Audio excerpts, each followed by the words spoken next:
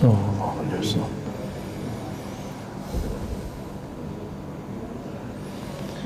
Assalamualaikum warahmatullahi wabarakatuh. Alhamdulillah rabbil alamin, hamdal hamidin, hamdal mustaghfirin, hamdan yuafi ni'amahu wa yukafi'u mazidah. Asyhadu an la ilaha illallah, asyhadu anna Muhammadan abduhu wa rasuluh. Allahumma salli wa sallim wa barik ala sayyidina Muhammad sayyidil awwalin wal akhirin wa ala alihi wa ashabihi wa ali baitihi wa zurriyyatihi jama'in wa ba'd. Assalatu wassalamu alayka ya sayyidina ya Rasulullah. Allahumma salli wa sallim wa barik ala sayyidina Muhammadin al-Fatih lima ughliqa wal khatim lima sabaq nasirul haqqi bil haqqi wal hadi ila siratal mustaqim wa ala alihi haqqa qadri wa miqdarihi al-azim. Baik Bapak, saudara, sahabat yang dimuliakan Allah, insyaallah ini lumayan serius nih. Takmir masjidnya mau ngaji kitab sama jamaahnya. Ini jarang hari ini kajian masjid maunya ngaji kitab. Semoga para pengurus diberkahi oleh Allah. Amin. Ya. Begitu juga jamaah diberkahi karena mau duduk. Malaikat mengatakan Allah marhamhu.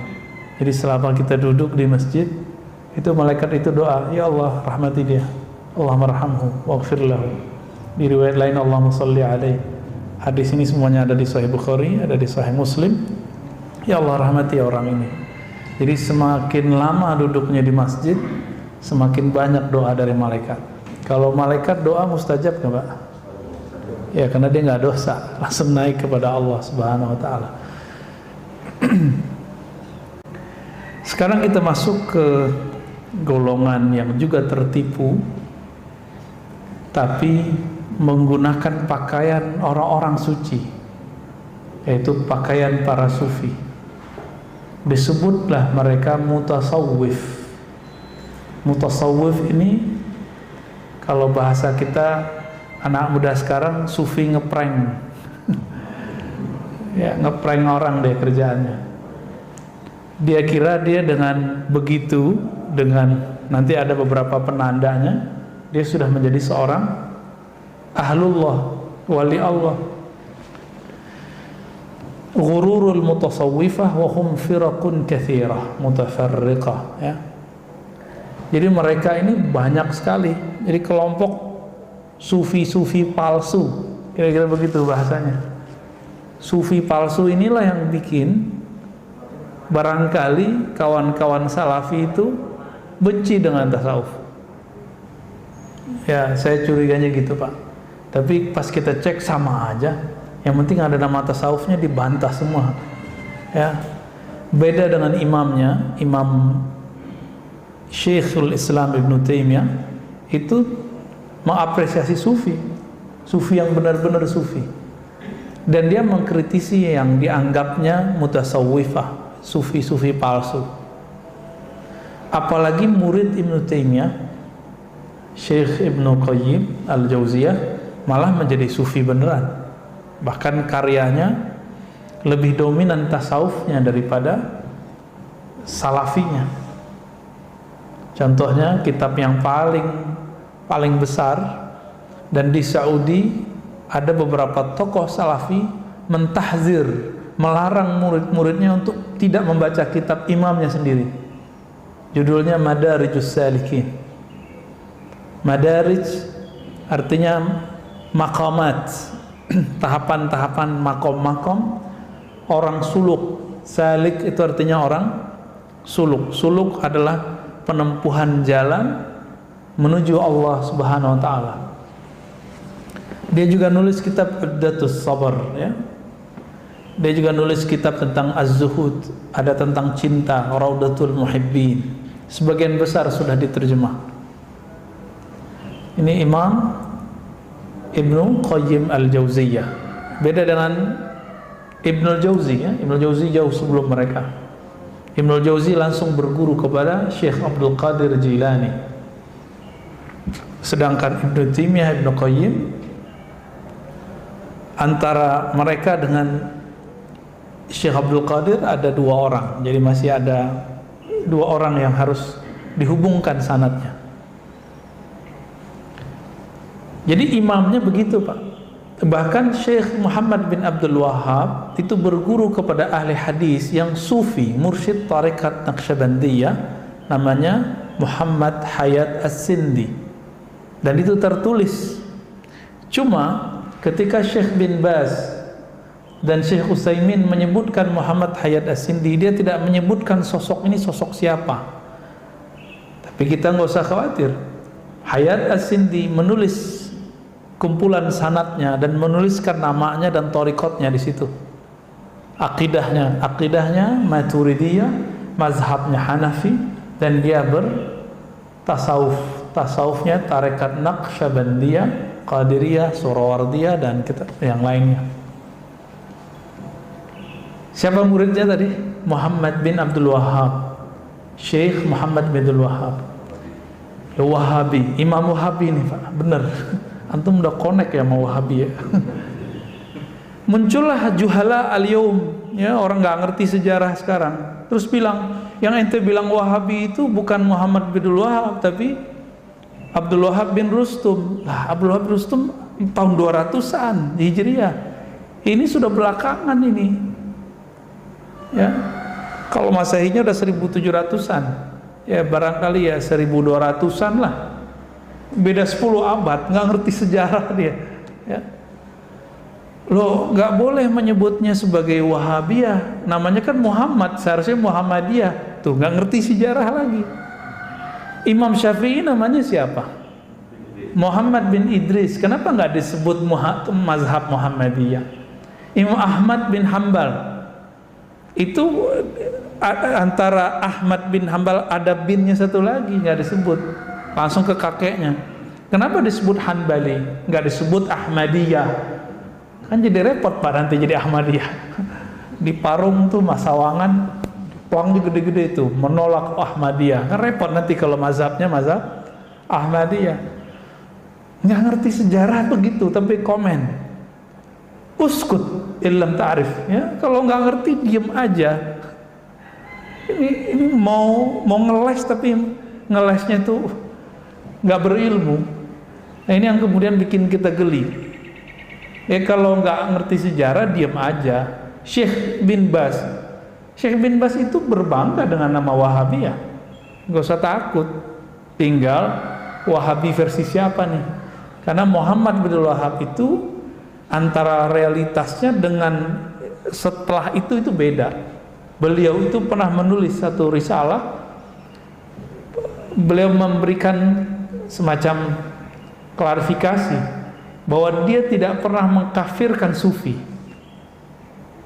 tidak pernah menganggap sesat sufi.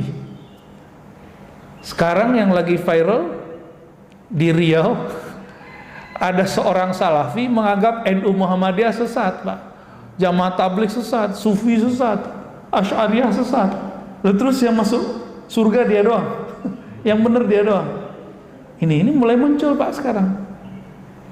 Nah, itu yang saya sebut kemarin. Loh, kok muncul orang MUI dari Muhammadiyah bela-belain kelompok mereka? Nggak ngerti dia radikal itu apa. Radikal kan macam-macam. Ada fikrahnya, ada manhajnya, ada sikapnya dalam bernegara, ada yang sampai kepada tataran militer. Ini yang bahaya. Mereka udah angkat senjata, itu baru bahaya sekali, udah darurat. Kalau ini daruratnya belum darurat militer, masih darurat fikriyah. Mau kita biarkan anak muda kita begitu entah? Muncul begitu, ya. Udah dengar Pak videonya? Belum ya? Udah parah ya. Apa katanya NU Muhammadiyah sesat? Ya salah. Kalau NU Muhammadiyah sesat, maka sesatlah semua kiai-kiai kita, ulama kita di sini, negeri ini. Dia nggak mikir dia, fala taqilunnya nggak dipakai.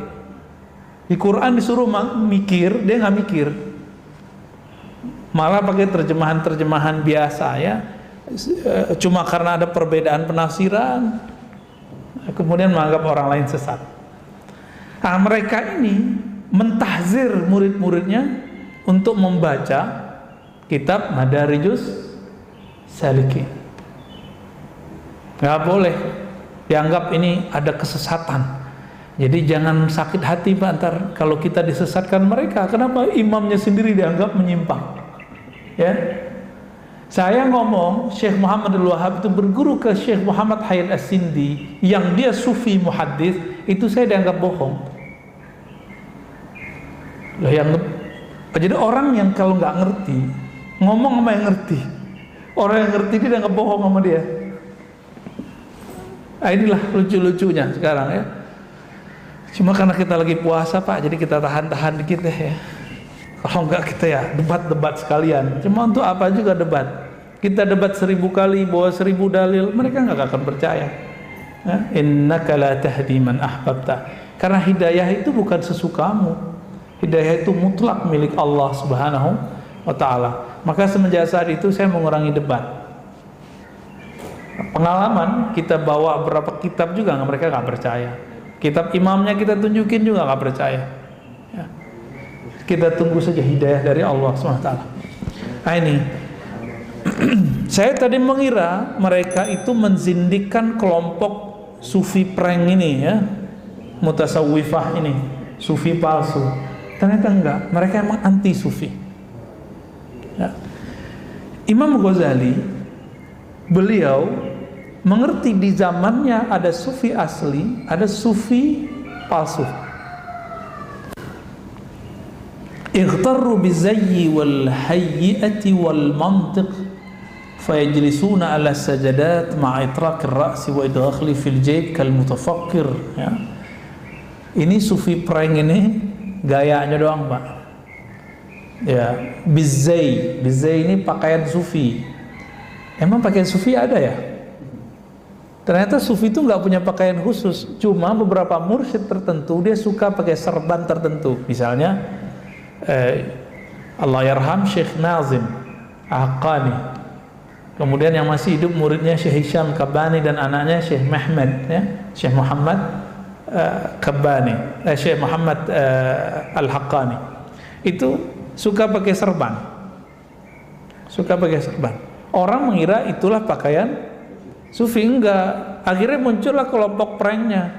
Bahkan di antara orang-orang yang pernah bertemu dengan Syekh Hisham ini, ada yang kemudian ya ightarru bizay, tertipu dengan penampilan itu, bahwa itulah penampilan sufi. Inilah yang terjadi kepada orang-orang yang menganggap dirinya pengikut Syekh Hisham, tapi Syekh Hisham nggak masuk ke barisannya ya, kita ngelihat juga Pak ya. Sibuk di pakaian, sibuk di serbannya. Ya Syekh Hisham jadi mursyid kan bukan karena dia serbannya. Ya. Kalau di Jawa mursyid itu kebanyakan kayak Abah Habib Lutfi atau Abah Uci, pakai kopiah terus dikasih begini. Ya. Biasanya putih. Namanya khirqah. Ya. Atau rida yang dijadikan khirqah sufi. Ya di kita kalau ada yang begitu itu berat itu. Ya, yang pantas begitu ya beliau-beliau itulah. Kita nggak pantas Pak. Ya minimal dia mursyid gelarnya, dapat ijazah dari gurunya. Penampilan begini bizai wal hay'ah, gaya ya, penampilan termasuk gaya duduknya, kepalanya ya, yajlisuna ala sajadat ma'itraqir ra's. Tahu-tahu pikirannya melayang kemana-mana. Kal mutafakkir, seakan-akan dia seorang mufakir, padahal pikirannya lagi melayang-melayang Pak, belum jelas ya. Wa fi tanaffusis su'ada, kalau nafas tuh nafasnya panjang ya, kayak berkarisma. Khafdis saut fil hadis, kalau bicara tuh kayaknya tenang ya. Walam yut'ibu anfusahum qad fil mujahadah wal riyadhah wa muraqabatil qalbi wa tathhiril batin wal zahir min al atham al khafiyah wal jaliyah. Tapi mereka tidak melakukan amal sufi yang sebenarnya. Apa itu? Mujahadah.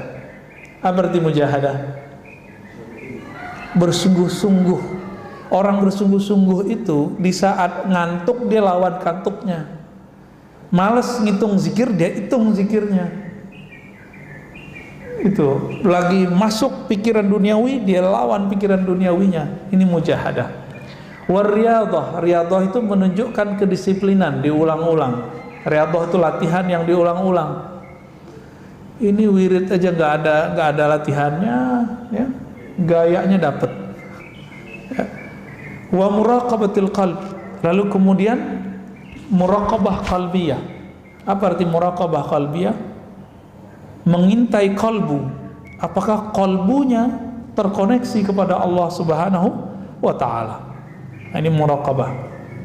Dalam tradisi keilmuan sufi yang asli, muraqabah ini panjang babnya.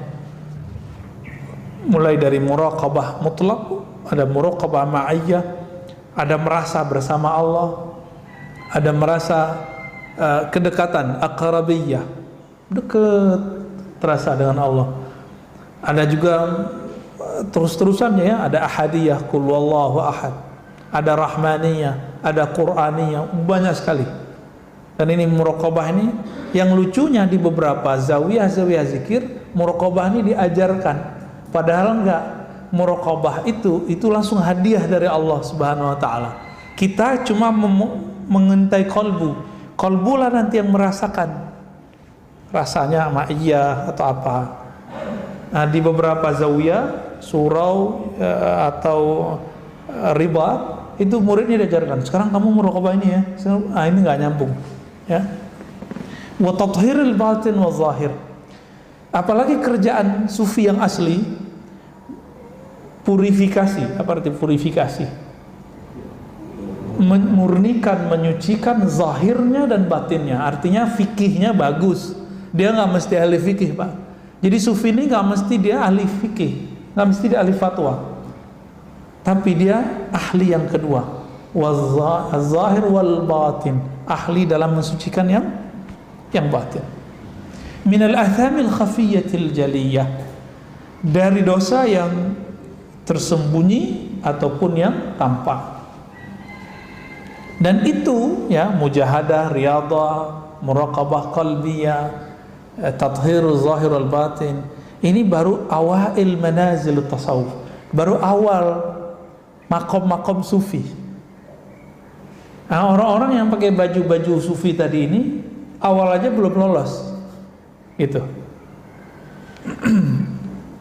Ma'annahum lam yahumu qad haulaha wa lam yasumu anfusahum syai'an minha, ya, padahal belum pernah mencium, memasuki fase-fase ini. Ya, kawan-kawan kita ajak latihan. Namanya latihan kan ada targetnya. Kalau sudah nggak latihan baru bebas, baru zikron katsira, itu unlimited.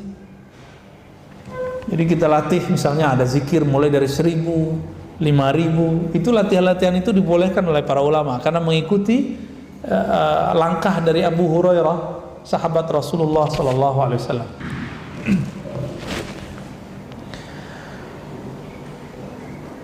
Kemudian di sini ada yang tadi di pakaian. Nah, sekarang ada kelompok sufi prank, ya, yang idda'at ilmal ma'rifah, yang ngaku-ngaku dapat ilmu ma'rifat. Nah, ini lebih berat nih, Pak. Kayaknya dia paling tinggi gitu, ya. Wa musyahadatul haq, dan seakan-akan dia memandang kepada Allah. Wa mujawazatul maqamat wal ahwal, seakan-akan dia sudah melewati semua makomat tadi dan ahwal, ya. Apa beda makom dan ahwal? Makom itu adalah kondisi yang sudah menetap pada seorang hamba. Misalnya rasa taubat, itu setiap hari itu dia kalau ingat taubat, itu dia bisa taubat berkali-kali. Jadi hari-harinya itu taubat. Kalau ahwal, ini rasa yang datang dari Allah. Kadang-kadang dia kemudian nangis. Nah, itu ahwal tobat namanya. Ahwal ini nggak selalu datang. Kalau selalu datang repot kita. Coba setiap hari kita nangis, repot, Pak. Lagi jalan nangis, ntar dikira orang gila, ya. Wal mulazamah fi aini syuhud, orang ini ngaku-ngaku sudah langsung menyaksikan inti daripada zat Allah. Wal wusul ilal qurb, sampai kepada makom qurbiyah, kedekatan. La ya'rifu la yu'rafu hadhihi al-umur illa bil usama wal alfaz. Padahal dia tahu semua ini baru sebatas diskusi dan istilah-istilah bil usama. Jadi nama-nama aja. Nah, ini grup-grup diskusi kitab-kitab tasawuf ini. Grup diskusi kitab-kitab tasawuf ini banyak di kampus-kampus dan sekitar-sekitaran kampus. Ngajinya ini, Pak. Juga ada yang palsu, juga ada. Kayaknya bukan di kampus, kiai-kiai tertentu. Karena saya banyak juga dengerin kiai-kiai tertentu yang ngaku sudah suluk di langit. Saya suluk di langit sekian tahun gitu. Anak-anak yang tamatan-tamatan pesantren Timur Tengah direndahin sama dia. Ente apaan? Paling ente cuma sekian tahun di Mesir gitu. Saya sekian tahun di langit. Emang orang di langit pamer-pamer segala. Bisa kita tes. Kalau dia pernah ke langit ketemu nggak Nabi Isa? Ya, ketemu nggak Nabi Adam di langit pertama? Kalau pernah nyantri di langit, ya, ketemu nggak Nabi Ibrahim di langit 6 atau 7? Karena di hadis Bukhari itu ada dua versi, Fisama Isadisa dan Fisama Anisabi'ah. Langit ke-6 atau langit ke-7. Ketemu nggak sama Nabi Ibrahim? Baru bener tuh nyantri di langit. Baru nyantri di langit belagu. Iblis lama di langit. Iblis lama apa di langit? Iblis itu kan dulu dari Banul Jan ya. Wa khalaqal janna min marijim min nar. Kan begitu di Quran. Dan Allah menciptakan jin dulu nama. Jadi sebelum ada setan dan jin sekarang itu ada satu generasi namanya jan. Wa khalaqal janna min marijim min nar. Ya, itu Banul Jan namanya. Klan jin. Dulu mereka berfisik, Pak, di bumi.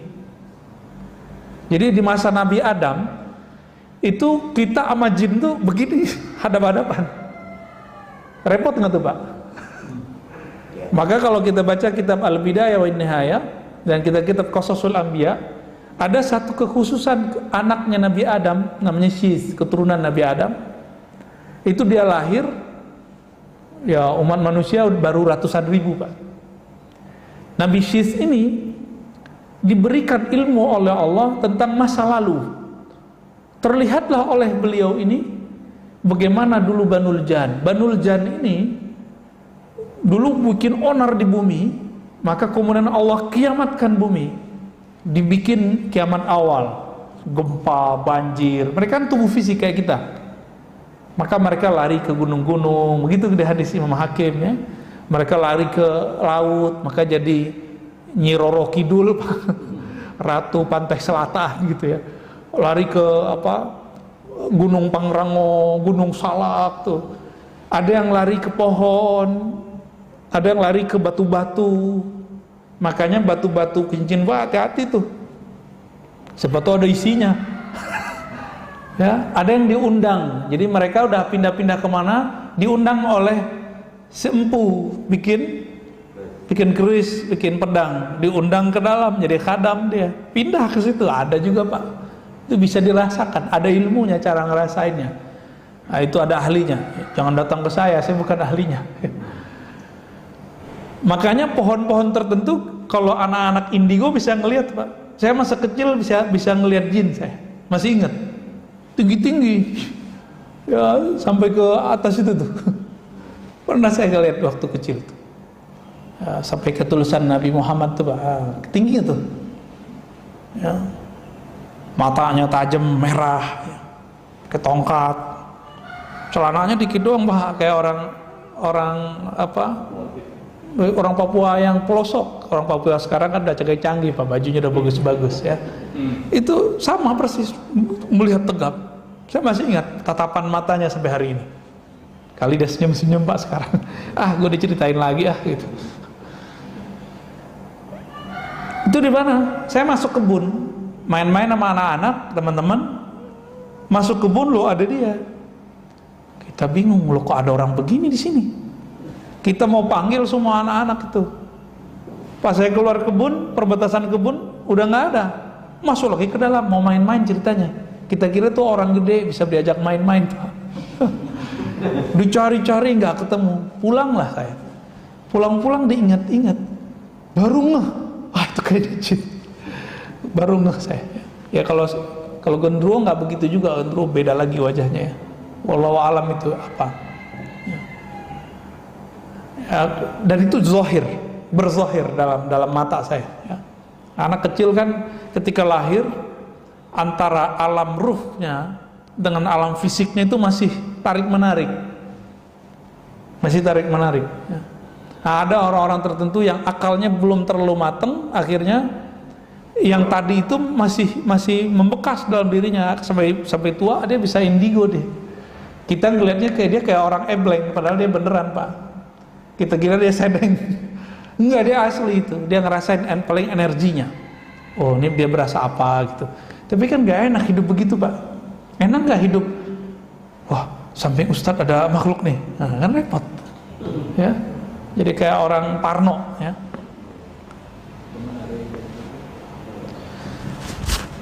Nabi Syekh ini kemudian diberikan zikir-zikir tertentu oleh Sayyidina Jibril dengan perintah dari Allah untuk membuat batas hijab antara manusia dan jin. Alhamdulillah kita berterima kasih kepada Nabi Syekh karena berkah mukjizat beliau kita sekarang ada barrier dengan jin itu. Kalau enggak kita ditojok-tojok mulu kali Pak. Ya, tidur digangguin, ya kan, iseng dia. Kita bikin rumah, dia bilang, ini tanah gua nih, kan repot Pak. Ya, nggak bisa laku tuh tanahnya, atau sertifikat tanahnya dibatalin sama dia. Nah, kelompok-kelompok ini kadang-kadang dia punya pengalaman rohani, tapi bukan kerohanian yang murni, tapi kerohanian palsu. Yang membawa dia bukan Allah, bukan malaikat, tapi yang bawa dia adalah jin. Ini sering Pak. Nah, tadi saya nyebutkan mereka kemana-mana ya. Dan yang tinggi-tinggi mereka naik ke angkasa. Antara langit dan bumi disebut sama'id dunya. Disitulah Allah izinkan jin-jin, setan-setan yang kuat-kuat itu bikin istana-istana. Karena dulu Azazil, iblis ini pernah naik langit 1, langit 2, langit 3 sampai ke langit ke-7 dan menjadi pemimpin salah satu klan malaikat beribadah kepada Allah. Balik lagi turun ke bawah. Jadi setiap langit itu dia beribadah di sana. Wallahu alam berapa lama mereka beribadah. Tahu-tahu dapat kabar. Ya. Wa iz qala rabbuka lil malaikati inni ja'ilun fil ardi khalifah. Dapat kabar dalam surah Al-Baqarah diceritakan bahwa Allah akan memilih seorang khalifah di bumi, wakil Allah di bumi dari kalangan bukan kamu, tapi kalangan yang tercipta dari tanah. Nah, yang tercipta dari tanah. Apa kata malaikat? Ya Rabb, kenapa engkau menjadikan khalifah di bumi orang-orang yang merusak? Loh, malaikat sudah tahu, berarti sudah ada Adam sebelum Adam. Malaikat sudah pernah ngelihat ada makhluk kayak kita ini, kayak Nabi Adam yang dulu merusak dan menumpah darah di bumi. Nah, jadi jangan heran nanti kalau ada beberapa kiai, beberapa ustadz, profesor menafsirkan Adam qabla Adam. Ada Adam sebelum Adam. Tapi Adam yang disebutkan dalam silsilah ranji kenabian itu Adam terakhir Pak. Adamnya kita. Maka Adam-Adam sebelumnya ya itulah mungkin Homo sapiens itu segala macam, kita nggak tahu ya. Ada kan di Pulau Jawa kan ada kan ya, ketemu rangkanya, tapi nggak banyak Pak. Kalau dihitung ya paling-paling nggak lebih dari 70 seluruh bumi, nggak akan banyak. Nah itu sebelum kita tuh, karena kalau dihitung kita ke Nabi Adam barangkali belum sampai 70.000 sampai 10.000 tahun, belum nyampe. Kita ke Nabi Adam ya belum nyampe Pak. Ini mau genap nih 7.000 tahun.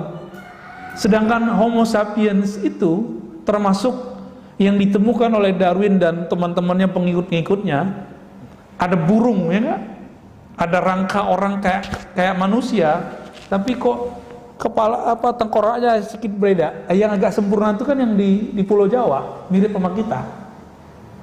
Itu jauh sebelum Nabi Adam, jutaan tahun. Kalau jutaan tahun berarti mereka hidup sebelum manusia.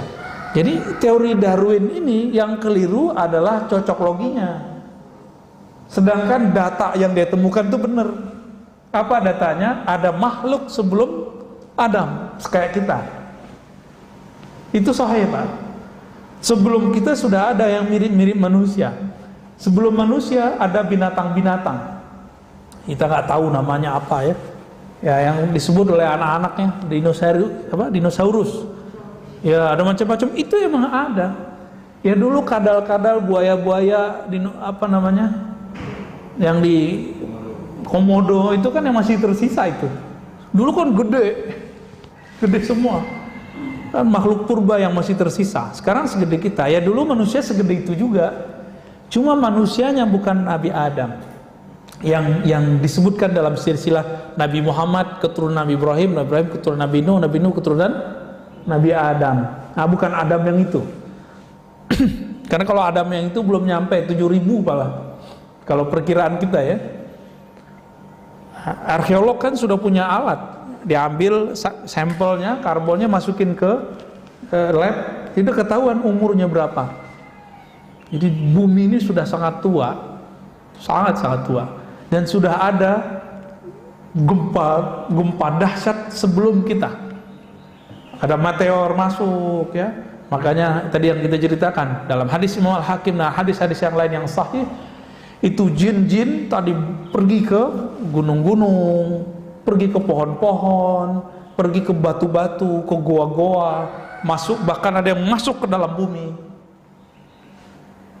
Ada yang dia bisa terbang, dia naik ke atas. Nah, yang naik ke atas ini kelompok-kelompok jin yang jago ilmu, yang nanti mereka akan menjadi penipu-penipu orang-orang yang ahli makrifat palsu ini. Maka hati-hati Bapak Sarmakan Allah, kalau ada orang pengalaman melayang ke bawah ke alam mana, ke bawah ke langit mana, itu belum suatu sahih, belum tentu benar. Kita harus hati-hati benar ya. Kalau tidak ada jaminan kebenarannya, nggak usah deh percaya gitu. Karena ada kata-kata kunci kesahihan pengalaman rohani itu. Di luar itu syaitan yang main. Setan yang main. Biasanya melahirkan kiber. Nah, itu aja paling gampang. Pengalaman rohani apa saja yang melahirkan perasaan merasa lebih sedikit saja dari orang, ini pertanda ma'rifatnya ma'rifat syaitaniah. Walaupun dia kayak dibawa ke aras, itu aras yang dibuat sama iblis. Antara langit dan bumi disebut sama dunia, yang orang sebut khayangan. Makanya ilustrasinya Sung Gokong kan itu persis, Pak. Kerajaan langit itu ada awan-awannya. Ini ciri-ciri mereka berawan-awan itu. Jadi itu bukan imajinasi bohongan ya, karena dalam tradisi falsafah Aflatun, apapun yang diimajinasikan manusia itu ada realitasnya sebenarnya. Kita kan berimajinasi apa? Itu ada realitasnya di luar. Cuma ada yang akal kita kesampaian, ada enggak. Bukan enggak masuk akal. Akalnya enggak nyampe, bukan berarti dia enggak ada, ya. Talaqqafa min alfazit ta'at kalimat fahuwa yuraddiduha wa yazunnu anna dhalika a'la min ilmi al-awwalin wal akhirin. Dia dengan tadi lafaz-lafaz tadi, istilah-istilah tadi, merasa itu adalah yang paling tinggi, a'la min ilmi al-awwalin, lebih utama dari ilmu awalin dan akhirin, generasi dulu dan generasi belakangan. Nah, orang-orang ini ciri-cirinya apa? Yanzur ilal fuqaha wal mufassirin wal muhaddisin wa asnafil ulama bi'ainil izrdiyah. Tadi seperti yang saya katakan, ciri-ciri mereka ini jago baca kitab, jago istilah-istilah tasawuf. Tapi kalau mandang ulama, ahli fikih, ahli Quran, ahli hadis, para kiai itu izdriyah ya. Izdriyah ya. Dengan pandangan yang merendahkan. Gitu doang gitu. Baru hafal Quran, baru hafal matan-matan takrib, hafal alfiyah. Nih, ilmu saya ilmu makrifat lebih tinggi. Nah, ada perasaan-perasaan begitu di hatinya. Ya, hati-hati. sudah di-prank sama setan ya. Kalau kami dulu ketika dapat ijazah zikir dari guru, lalu boleh ngajarin zikir, itu ada pesan di bawahnya. Alai wa usika, aku wasiatkan engkau, kata guru kita ya. Dengan apa? Beberapa hal, diantaranya bihtiramil ulama wal fuqaha wa ahlil Quran wa ahlil hadis, untuk menghormati ulama, ahli Quran, ahli hadis. Itu ada pesan Pak ditulis dalam ijazah-ijazah yang saya terima dulu dari guru-guru saya. Fadlan 'anil awam, apalagi orang ini kalau ketemu orang awam pasti ngeremehinnya nggak tanggung-tanggung ya. Hatta innal fallah ya. Wah, ini sahabat saya Falah namanya. Fallah, kalau udah begini dia kerja apa ditinggalin kerjaannya. Kalau dia seorang petani dia tinggalkan bertaninya ya. Lalu kemudian ngikutin model-model begini ya. Ka'annahu yatakallam 'anil wahyi wa yukhbir 'an sirril asrar wa yastahkir bidzalika jami'al ibadi wal ulama. Ciri-cirinya sederhana aja. Jadi mereka ini nganggap selain mereka ini dihijab ya. Seakan-akan bicaranya dari wahyu, sir-sir ya. Kayaknya ini paling benar aja. Nah, orang-orang ini ngerasa dirinya tinggi di sisi Allah, wa annahu minal muqarrabin, mereka ini orang-orang yang dekat kepada Allah, padahal huwa indallah minal munafikin. Orang begini di sisi Allah munafik. Maka ahli ma'rifat itu supaya nggak terjebak di sini, mereka mengambil jalur malamatiyah. Saya udah pernah cerita ya. Kenapa mereka ngambil jalur malamatiyah? Karena setiap kali dapat ma'rifat itu girangnya bukan main. Supaya girang ini tidak dimanfaatkan oleh syaitan dan hawa nafsu, maka mereka berulah. Seperti Nabi Khidir. Nabi Khidir itu nguji orang-orang berilmu. Jadi tugasnya Nabi Khidir apa Pak? Balia bin Mulkan, nama kecilnya. Itu nguji ahli ma'rifat ini. Dia merasa sombong nggak dengan ma'rifatnya, ketipu nggak dengan jamaahnya yang banyak, ketipu nggak dengan baca kitabnya yang bagus, ketipu nggak dengan zikirnya yang masya Allah. Didatangi nama Sayyidina Al-Khidir itu. Jadi Nabi Khidir ini menguji kerjaannya dari dulu. Ya, tugasnya nguji. Kalau lolos berarti lolos sama dia. Selevel Nabi Musa diuji oleh Nabi Khidir. Nah, orang-orang begini nih nggak lolos sama Nabi Khidir. Nggak lolos Pak, orang-orang begini sama Nabi Khidir. Kenapa nggak lolos? Nabi Khidir itu ahli ma'rifat. Maka yang bisa mengakses beliau itu cuma orang-orang yang niat tulus dia ingin mengenal Allah Subhanahu wa ta'ala. Kalau orang ini kan sok tahu. Nabi Khidir ini akan mengajarkan orang bagaimana dirinya itu merendah di hadapan Allah, tidak menunjukkan bahwa dirinya ini orang hebat. Maka bikin ulah depan Nabi Musa. Maka saya nggak bisa bayangin Pak, kalau Nabi Khidir itu nyata di depan kita, mungkin kita jadi kafir semua kali. Antum bisa bayangkan Nabi Musa ini ahli hukum. Kalau ada bunuh orang, maka dihukum apa? Qisas. Ditunjukin itu di depan Nabi Musa. Ketemu anak kecil ambil gorok, digorok sama Nabi Khidir. Kira-kira kalau itu kejadian sekarang, kita bilang itu apa? Maka wajar kalau kelompok-kelompok anti tasawuf ini benci sekali dengan sufi karena salah satu doktrinnya. Doktrin sufi apa? Meyakini bahwa Nabi Khidir itu masih hidup. Karena kalau Nabi Khidir itu hidup, itu mereka mungkin jadi akfarul kufar ya, menjadi orang paling kafir nanti. Bisa nggak dibayangin tuh? Antum ngelihat ada orang bunuh orang lain, itu opini kita apa? Ini aja pembunuhan 6 orang di tol kan masih simpang siur ya. Yang pro polisi ngomongnya apa? Yang pro FPI ngomongnya apa? Ya kita bingung juga opini mana yang benar, kan mainnya opini. Coba kalau main data kan beda. Jadi opini ini yang bikin rusak. Nah, kira-kira seperti itu.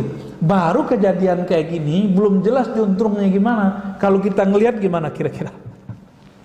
Saya nggak bisa bayangin Pak. betapa kita nanti akan bilang, masa sih itu Nabi Khidir, nggak mungkin lah gitu. Paling kita ngomong gitu nanti.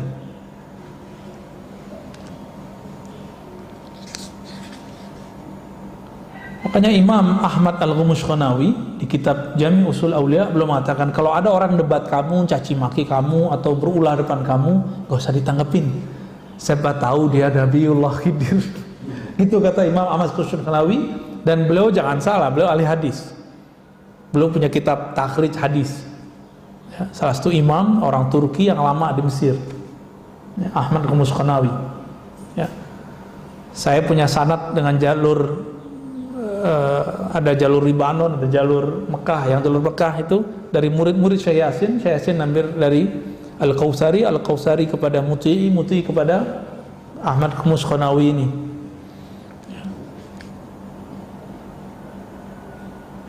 Wa inda arbabil qulub minal hamqal jahilin. Orang ini menurut ahli kolbu hamqa, bukan hamka apa ya? Hamqa ini orang jahil. Lam yahkum qat'in man wa lam yuhazib khalqan wa lam yurattib amalan wa lam yuraqib qalban siwa ittiba'il hawa wa talaqqufil hadayan wa hibs. Jadi ini beda dengan Malamatiyah. Jadi kelompok ini obral ma'rifat kemana-mana. Kalau yang pertama tadi obral penampilan, kayaknya sufi itu harus kemana-mana pakai serban, kemana-mana pakai gamis khusus. Enggak begitu yang disebut sufi. Ada yang lebih parah. Firqatun waqa'at fil ibahah wa tawwu bisata syara' wa rafadul ahkam wa sawwu binal halal wal haram. Kelompok yang disebut oleh dulu Imam Ibn Arabi dengan kelompok ibahiyah, kelompok yang menghalalkan yang haram. Kata mereka sekarang yang halal haram, yang halal jadi haram, yang haram menjadi halal. Kenapa? Ketika seorang hamba sudah dekat kepada Allah, maka si hamba ini tidak berlaku lagi padanya hukum syariat. Ketipu nggak? Udah pasti ketipu. Imam Ibn Arabi anti itu, tapi dia dituduh seperti itu. Imam Ibn Arabi juga ngomong, yang temenan nama Ibahiyah ini kelompok ittihadiyah, kelompok yang ngomong bersatu dengan Allah. Ibn Arabi dituduh oleh Ibnu Taimiyah, dia mengatakan ajaran bersatu antara hamba dengan Allah, Allah dengan hamba. Itu ditolak juga oleh Ibn Arabi, tapi masih dituduh. Apa kata mereka? Kalamnya ini benar Pak, kalam mereka. Allah butuh nggak amal kita? Nggak butuh ya. Itu sudah apa beramal? Nah gitu. Jadi mereka punya konsep yang aneh. Allah nggak butuh amal ente kok, ngapain beramal? Falam utib nafsi, maka saya nggak perlu capek-capek gitu. Wabadum yakul al amal bil jawih la wazna laha. Nah, itu versi pertama. Versi kedua mereka ngomong, beramal dengan fisik tuh nggak ada nilainya. Kenapa? Allah hanya memandang ke kalbu. Bener nggak hadis kalam ini? Allah memandang ke kalbu. Tapi hadis yang benar, kalam yang benar ini dia kaitkan dengan ya kita nggak perlu berarti ya, beramal secara fisik. Nah, ini kalam-kalam mereka. Nah, ini juga sufi-sufi prank ini Pak ya. Apa kata Imam Ghazali? Wal ibahiyah minal kuffaril marikin. Mereka ini sudah masuk kepada daftar kafir. Jadi nggak masuk lagi. Nah, maka ini kata kunci Pak. Setinggi apapun ma'rifat seseorang, nih ingat-ingat nih, setinggi apapun kajian hakikat seorang syekh, seorang sufi, ujian dia adalah syariat. Jika dia menghalalkan yang haram, dia ngomong secara lisan. Baik lain kalau ceritanya dia terjebak maksiat, itu lain cerita. Selama dia tidak menghalalkan yang haram, maka ma'rifat dia sahih. Tapi kalau dia sudah mulai menghalalkan yang haram, ini pertanda ma'rifatnya, hakikatnya hakikat syaitaniyah, bukan ilahiyah. Inilah yang dapat kita ambil dari Imam Syekh Abdul Qadir Jilani Al-Qutubur Rabbani. Apa kata beliau? Saya didatangi oleh cahaya yang berlipat-lipat. Cahaya itu berkata, Ana Rabbuk, akulah Tuhanmu wahai Abdul Qadir. Al-an, sekarang semua yang haram bagimu aku halalkan. Langsung senyum Syekh Abdul Qadir. Ya ente iblis. Hanya iblis yang ngomong begini gitu. Karena ilmu hakikat setinggi apapun ujiannya di syariat.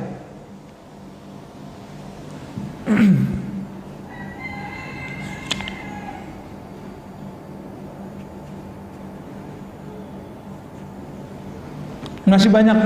Jadi tasawuf ini hati-hati. Gimana cara untuk tidak terjebak? Cari guru yang bersanad, yang dia dapat ijazah sahih dari gurunya, akidahnya Ahlus Sunnah, dan memilih mazhab salah satu dari mazhab yang ada, ya, mazhab yang 4. Begitu Syekh Muhammad ibn Muhammad Al-Khani dalam kitab As-Sa'adah Al-Abadiyah memberikan guidance buat kita. Jadi dicari ini guidance-nya kira-kira seperti itu, ya. Jadi nanti kalau ketemu sufi-sufi prank apa sudah tahu lah, ya. Dan ghururul mutasawwifah ini agak berat. Kenapa? Karena merasa dirinya paling mulia. Nah, ini yang paling problem dari mereka, ya. Oke, kira-kira cukup, Pak, ya. Saya lupa bahas tentang nafs, ya. Udah syuruk, Pak. Salah satu kajian mereka itu tentang maratibun nufus, martabat jiwa. Ada yang pertama, ya, karena ini penutup kita tambahin aja, Pak, nggak apa-apa. Pertama yang paling basic itu al-ammarah bisu. Ammarah itu bukan amarah. Ammarah dari kata ammara yu'ammiru, ya, ta'miran, fahuwa amirun. Amir ini jamaknya ammar, yang banyak memerintah, bisu, dengan keburukan. Ciri-cirinya, kalau kita ini jiwa kita buruk, ngajaknya yang buruk-buruk, ini setiap saat itu pengennya melakukan yang buruk aja. Insya Allah yang hadir ini bukan amarah bisu. Sekarang, nggak tahu nanti. Lagi di masjid mah aman, ya. Paling-paling nanti naik. Jadi amarah bisu ini kalau sudah dia menerima hukum Allah, beriman kepada Allah, Rasulullah, dia sudah naik langsung. Minimal lawamah. Lawamah ini ciri-cirinya, dia berbuat apa aja itu masih ada penyesalannya. Kemudian dia mencaci maki dirinya. Kok saya begini ya? Kok saya begini ya? Kok saya begini? Ini lawamah. Maka Allah bersumpah dengan jiwa yang lawamah. Dan ternyata nanti di akhirat semua jiwa mencela dirinya, baik yang masuk surga ataupun yang masuk neraka. Yang masuk neraka kok bilang, loh kok kamu begini dulu. Yang masuk surga mengatakan, kenapa dulu kamu gak belajar ilmu ini? Kok gak mengamalkan ini? Nah, ini saya berikan paradigma baru, Pak. Selama ini kita mengira surga itu yang tertinggi adalah amal, ya. Betul, jazaa'an bima kanu ya'malun, surah Al-Ahqaf. Surga itu balasan terhadap amal yang kita amalkan. Paradigma baru yang sebenarnya bukan baru, ini sudah lama. Amal itu ada 4. Ada amal fisik, oke, ada amal akliyah, akal, ada amal qalbiyah, qalbu, ada amal ruhiyah, ruh. Kebanyakan ulama itu menyatukan antara qalbu dengan ruh, padahal ini beda. Amal fisik ini kalau dibarengi dengan akal, maka dia baru disebut mukmin shadiq, mukmin yang jujur. Dia sholat, dia sadar apa yang dia baca. Ini yang disebut dia beramal dengan fisiknya plus dengan akalnya. Kalau tidak, maka satu rakaat orang yang berakal ini lebih utama daripada 100 rakaat orang yang, nah, begitu kan di hadis Imam Ibnu Majah, ya, orang yang jahil sholat 100 rakaat lebih baik orang ahli ilmu belajar 1 bab. Kira-kira begitu, ya. Ahli kolbu ini dilipat gandakan lagi. Maka di hadis itu kan ada 2 versi. Pertama 100, yang kedua 1000. Lebih baik daripada 100 rakaat itu akliyah, 1000 rakaat itu qalbiyah. Yang beramalnya sudah masuk ke alam kolbu, jadi dia beramal dengan rasa kolbunya. Itu 1 rakaat dia itu lebih baik daripada 1000 rakaat orang yang tidak berilmu. Bisa 1000 rakaat. Maka orang-orang ahli kolbu ini amalnya nggak perlu banyak, Pak. Dia amalnya penting sedikit, tapi mereka istiqomah. Allah lipat gandakan jadi gede. 1000 rakaat Bapak berapa hari Pak? Sama mereka cukup satu rakaat. Nah ini rahasia lagi nih yang setelahnya. Ada amal ruhiyah. Kalau qalbu amalnya adalah dia memandang nama Allah, sifat Allah dalam dirinya. Jadi Allah memancarkan nama dan sifat pada qalbu seorang hamba. Jika nama itu masuk, bergetarlah qalbunya. Muncullah surah Al-Anfal, "Idza dzukirallahu wajilat qulubuhum." Disebut nama Allah, qalbunya bergetar. Bergetar ini masih awal-awal bergetar, itu baru level ketiga Pak, an-nafs al-mulhamah. Allah mengilhamkan ke dalamnya taqwa. Takwanya qalbu itu menyebut nama Allah. Tapi ini biasanya kadang permanen, kadang tidak. Kalau sudah permanen naik dia menjadi mutmainnah. Artinya orang ini sudah istiqomah zikir. Jadi siapa yang disebut nafsul mutmainnah? Hamba-hamba yang istiqomah dan rajin, disiplin dalam berzikir. Zikir yang mana? Zikir qalbu. Kalau zikir qalbunya sudah beres, maka fisiknya akan mengikuti. Kualitas amalannya jadi dahsyat. Dulu ada seorang hafiz punya murid. Murid-murid ini mau belajar zikir kepada salah satu orang ahli zikir lah ya. Ditelepon lama sama gurunya nih, "Ustadz, ente kok bawa murid aneh belajar zikir?" gitu. Ntar dia ketinggalan lagi hafalan Qur'annya. Dijawablah sama orang ini, "Loh Ustadz, inti Qur'an kan zikir." Maksudnya kalau ente sudah tenang berzikir, ngafalnya cepat. Oh gitu ya? Bisa ada jaminannya gak? Nanti dia gak ninggalin hafalannya. Udah tenang, nanti ente dijamin. Jaminan di Quran sendiri. Ala bidzikrillah tatmainnul qulub. Bener lah. Ada salah satu muridnya orang ini. Dia kalau zikir kolbu itu gak perlu takrir banyak-banyak Pak kalau mau khataman. Dia ingat sebentar aja langsung ingat, datang semua tuh Qurannya. Jadi jangan dibenturkan ilmu zikir dengan ilmu hafalan. Gak bertentangan. Justru matching. Ilmu zikir nih bikin orang gampang menghafal. Tanya ke imam kita nih, kalau orang nggak tenang bisa ngapal nggak Tat? Mesti tenang dulu baru bisa menghafal. Maka orang ngafal kan nggak langsung ngafal, dia baca istighfar dulu, tobat dulu, kan begitu adabnya. Nggak tahu orang-orang hafal sekarang kan ini nggak begitu ya, langsung ngapal-ngapal aja. Akhirnya kalau hafal sombong yang tumbuh. Kita dulu kalau ngafal dilatih begitu, ente syahadat dulu, istighfar dulu, ya kalau perlu baca doa, kirimkan doamu untuk guru-gurumu silsilah yang mengajarkan Al-Quran. Jadi betul-betul dibuat orang ini merendah, istiqomah dia di situ. Dia disebut an-nafs al-mutmainnah. Zikirnya zikir qalbu tuh Pak. Ya, radiyah mardiyah itu zikirnya muraqabah. Dia merasa dilihat oleh Allah Subhanahu wa Ta'ala. Itu radiyah mardiyah. Itu level sampai ke level 6. Bedanya kalau radiyah ini dia yang mencoba untuk memandang kolbunya. Kalau mardiyah ini Allah sendiri yang meminjamkan pandangan itu. Zikirnya sudah bukan lagi zikir menyebut, baik di lisan ataupun di kolbu. Zikirnya adalah zikir mengingat, zikir dipandang. Ada yang lebih tinggi lagi, al-insan al-kamil. Insan kamil ini dia sudah mengerti semua yang seharusnya seorang hamba mengerti tentang sifat-sifat Allah. Ini baru insan kamil. Di atasnya masih ada lagi Pak. Ini nggak boleh saya ceritakan.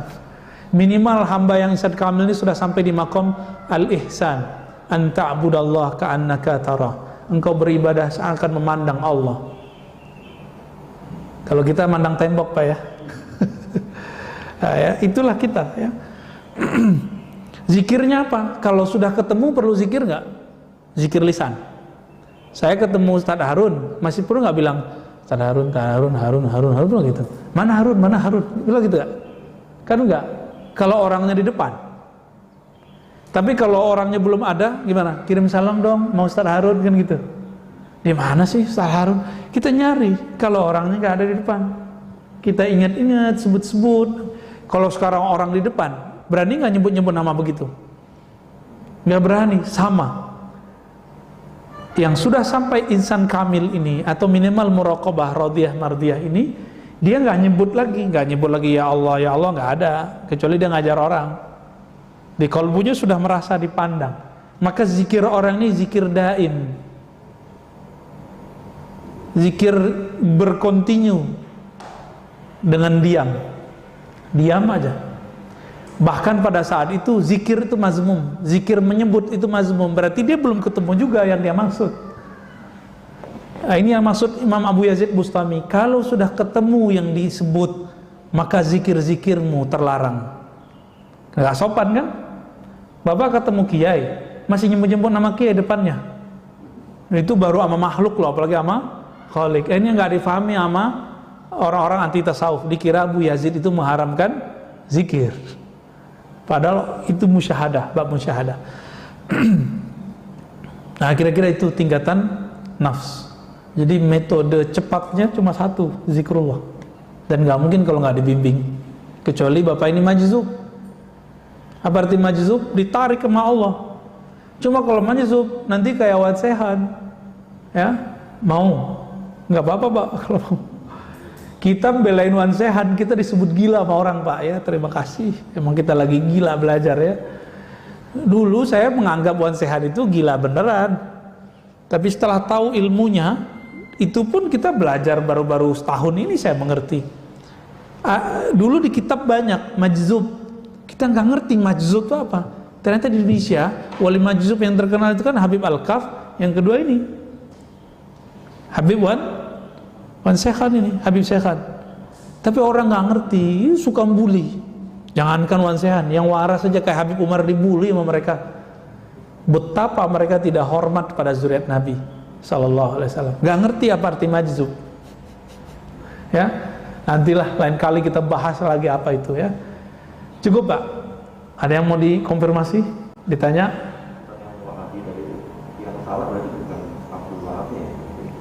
Muhammad bin Wahab sendiri itu ada kekeliruan pak. Ada kekeliruan. Kekeliruannya apa? Pertama, beliau menerima secara gamblang trilogi tauhid Ibnu Taimiyah, uluhiyah, rububiyah, asma sifat, lalu membatalkan sifat 20. Ya, itu aja problemnya.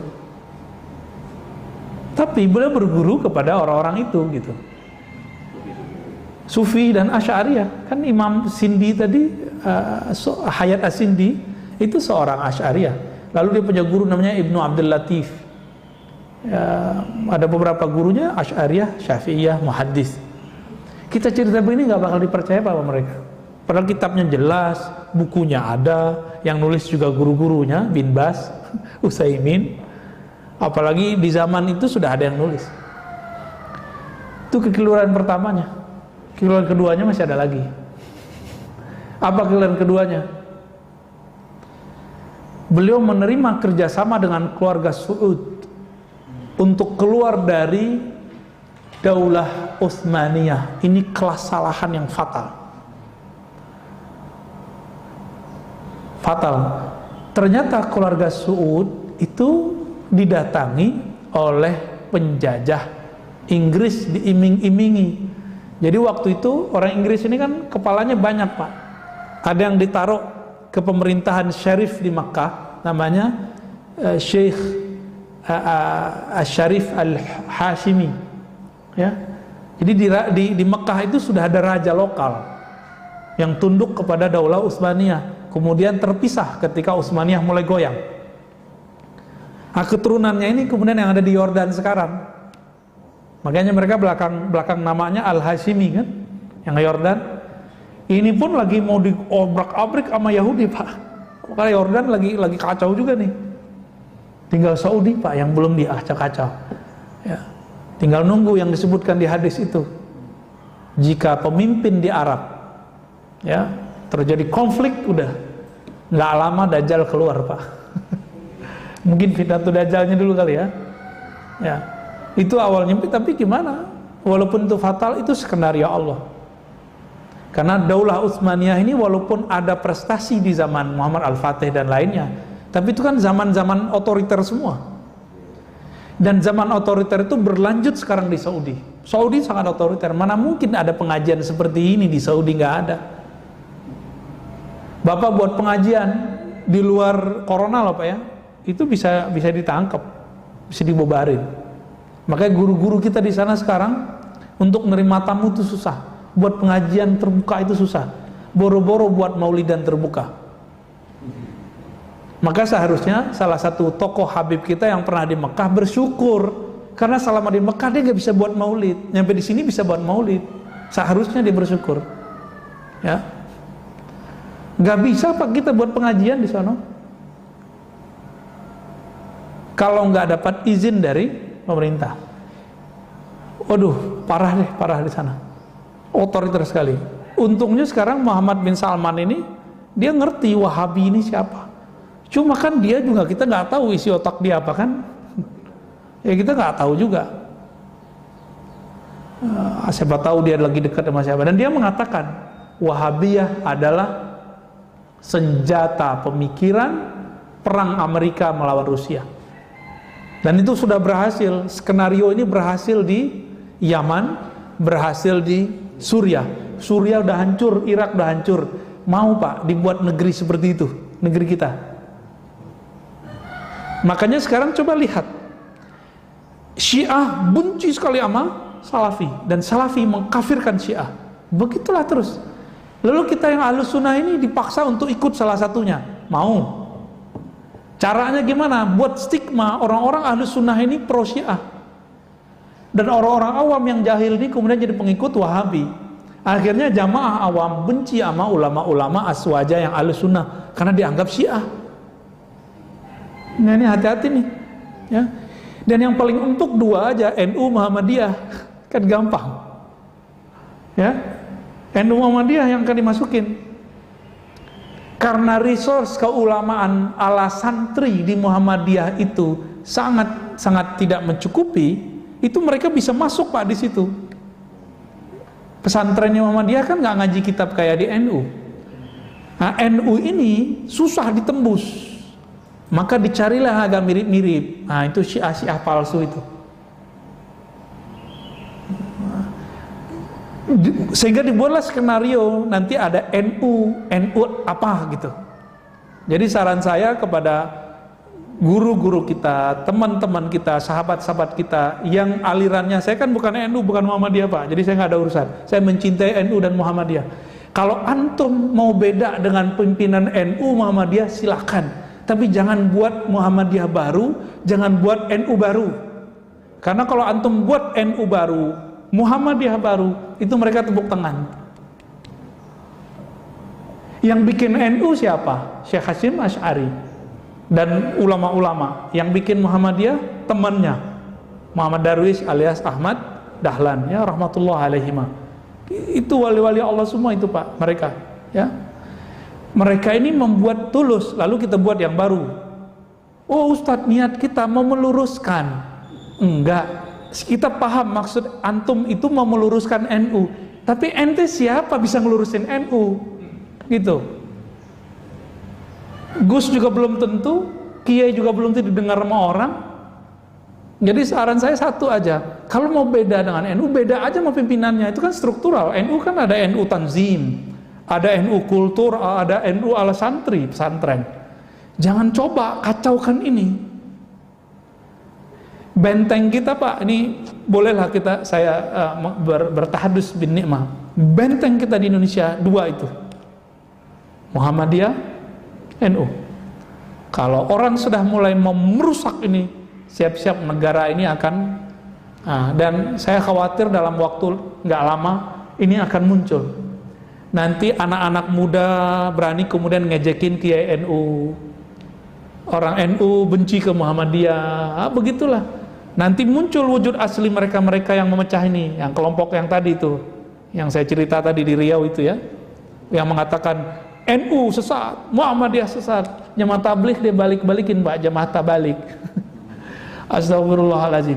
Ini udah mulai nunjukin nih mereka siapa dirinya. Kemarin saya cerita, mereka ini mengharamkan lagu Indonesia Raya, ya.